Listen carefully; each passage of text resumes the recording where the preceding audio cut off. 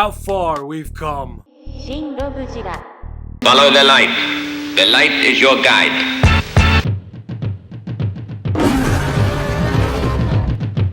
Alright, I'm gonna be a slight bit controversial here, but not because I'm desperate. This feels like the first time we've gotten a proper MonsterVerse Kong figure. Paint and detail-wise, I do think Hiya's GXK Kong is without a doubt their best. And while some of the details are very much similar, a lot of the ones that deemed themselves rather controversial are definitely no longer present here. The curvature of the fur, the back wound, and that's a hell of a wound. And no, it's not a bunch of fur that's painted a specific color, it's actually part of the mold. And it extends well into that center torso piece, although that looks very, very painful. Monkey cheeks, they're intact. They don't have the viscosity of past Kongs, but my god, look at that crack. The scars on the monkey pectorals and abdominals are very much present. They won't match when everything is fully extended, but once you've got it in that sweet spot, everything kind of lines up. Monkey nip, monkey nip. The fur detail, the painting on them, the differentiation between fur and skin. Genuinely, it's just type beautiful, and it's only going to get even more beautiful once we get into articulation. I know it's looking like Kong's eyes are Daddy Magoo, but that's because Hiya went the route of the Hammond collection and actually gave him glass eyes. Unfortunately, yes, that means unless they're getting direct light, bro's gonna have a bit of dead eye. Just a bit, though. Think I'm lying to you? Look at that. Oh, yes. Very vibrant, very bright, once lit properly. And it's like that with his other heads. Get a thumb under that beard and an index on that head and just push. Select your head and give it a good old push. I fully admit that I've done some cursed things in the past, but I deserve absolutely every bit of bad luck that comes my way after this one. Okay, but in all seriousness though, getting a new Kong head on ain't exactly a hard thing to do. Here you can see his orange eyes, grimacing. Absolutely terrifying. And as far as the teeth paint goes, I mean, I definitely think this is much better than what we saw with their first Kong. Just look at that. The ferocity, that fucking anger.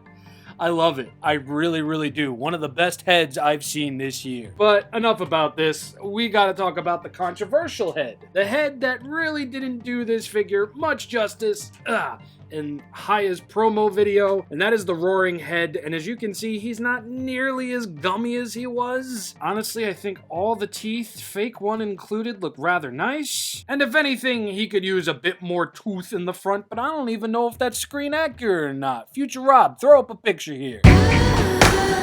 Oh wow, I really, really love the glass eyes on this guy. It's just, they're so vibrant, but they're so overshadowed by Kong's brows and how deep and sunken in they are. It's really going to take the right lighting setup to make these things pop on your shelf. But oh man, look at that. It is definitely possible without shoving a flashlight in his eyes. And look at the details on the inside of the mouth too. Oh man, good stuff. So this is my preferred head. I like my Kongs to look like they are roaring, they are ferocious, and not like they are yawning. Duh, yeah. And before I forget, again, yep, UV light reactant paint. Gonna get that on the axe, at least most of it. Kong's eyes and teeth will also be heavily reactant, as will the scars on his chest. Yes, all of them. Both of the alternate head's eyes will be reactant to UV light, but the grimacing faith's teeth won't be, which is interesting. The only other part that will be somewhat reactive to UV light will be the bottom side of Kong's hand over here. Slightly, but not crazily. But the fists are kind of getting a little bland-eyed Magoo. Let's take a look at some of those alternate hands. We've got the open splayed hands. One wounded, or what looks like cranberry sauce, and one normal. And on the opposite sides, you are going to have wounds over here. I have seen a couple of debates going on with these being here. Wrong hand, or they look overly fresh to be the Kong Skull Island wounds. I've seen it all, I've heard it all. Overall, they look pretty cool. I like them. I like them a lot. Then we are going to get the knuckle walking hands, which knuckle. Yes. And then we're going to get weapon holding hands. Here's the other, gripping the brand new axe. The axes go around is much thinner, but it is rubbery, and I don't think it will break at any point. It is also going to be sporting a translucent base, so all of this unpainted stuff and even some of the painted stuff is going to be fully translucent. The paint job on this is utterly beautiful, and believe me, once you get some light behind it, it looks even more beautiful. Look at that. Jesus, tap dancing Christmas. Look at that. Okay, that's not translucent, but this and all that looks awesome. Oh yeah, look at that. Very, very nice.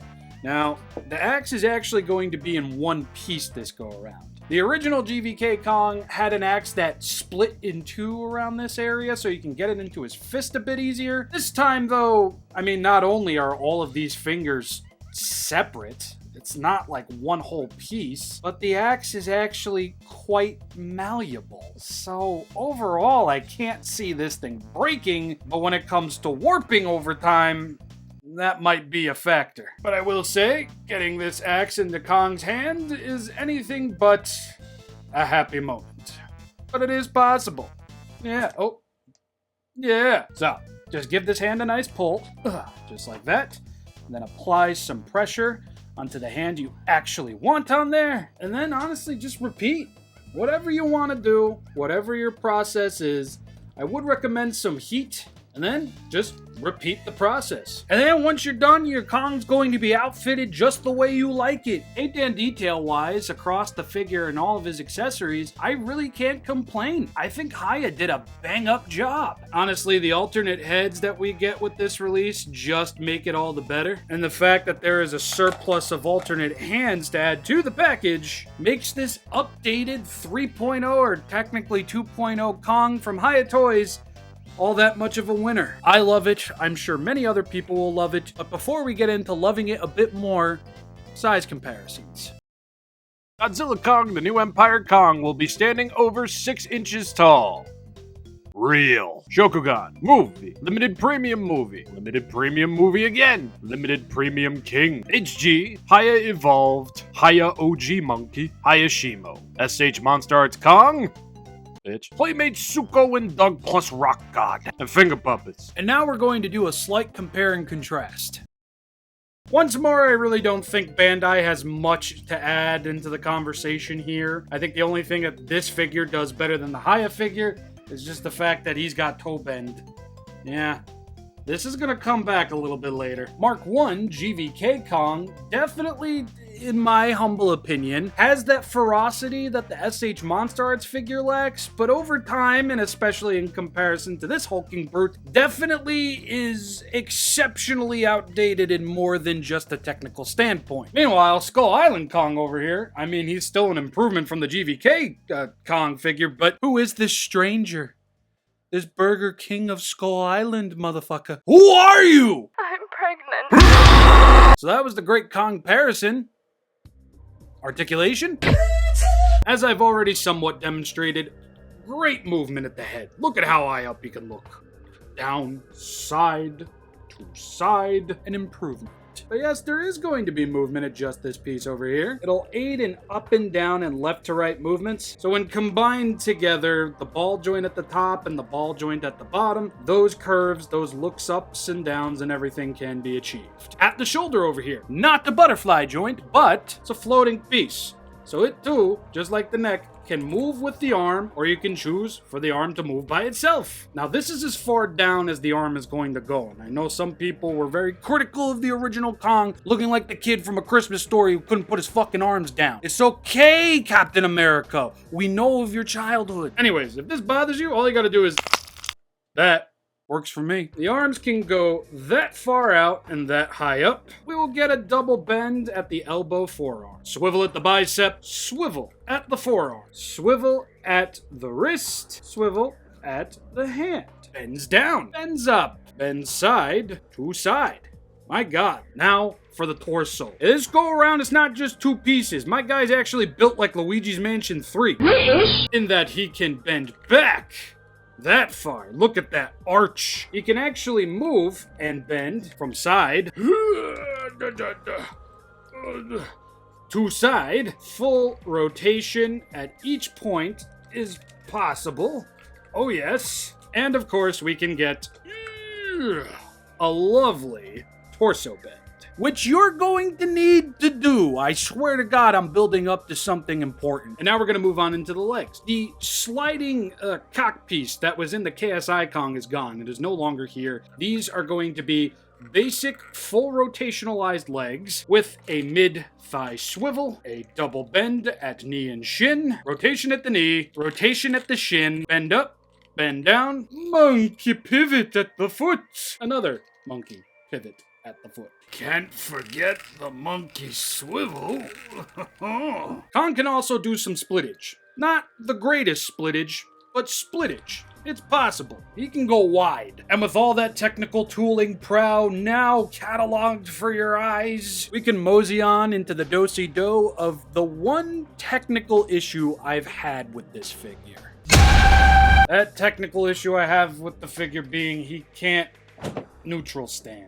Yeah, some finagling will be needed. A lot of it is going to be balancing with the torso, bending of the legs and such, and really just getting everything into place and then giving him a bit of a hunch. Yeah, and, you know, that's not exactly so bad, but that neutral stance where he's fully extended and standing just straight up, it's hard to accomplish. Originally, I thought it was an issue with the thighs or the ankles, but I think it might also be because he is just too top heavy now. But as I've been recording this video, I realized that you really can't get the thighs straightened out. They are going to angle out like that at all times. There is no this. They just kind of move out. And I think the only way Hiya can really fix that is if they get rid of some of the monkey crotch over here, or they make these divots for his legs just a bit lower, because there is no moving up and down or anything like that. The thighs are always going to have a bit of a splay there, and that's not too bad. Let's try here. Let's get him standing straight up. Is it possible? Okay. Well, it is possible, but it's definitely a bit more trial and error than I think many people really want when it comes to posing a toy. But, wow. Okay. So, yeah, I do think some tooling in the thighs over here can be used.